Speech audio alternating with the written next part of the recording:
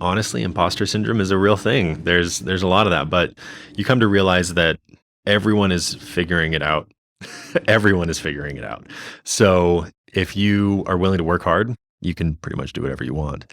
That's at least the realization I've made. I work hard and I'm willing to learn, and I am not afraid to say I messed up and admit that quickly.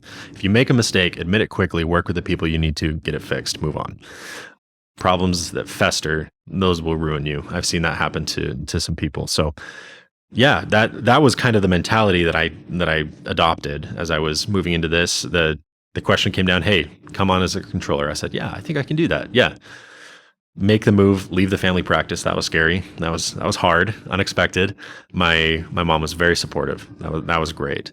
And then just every new day at Crumbl, it seems, exercised that muscle for me of saying, I don't know how to do that right now, but I know I can figure it out.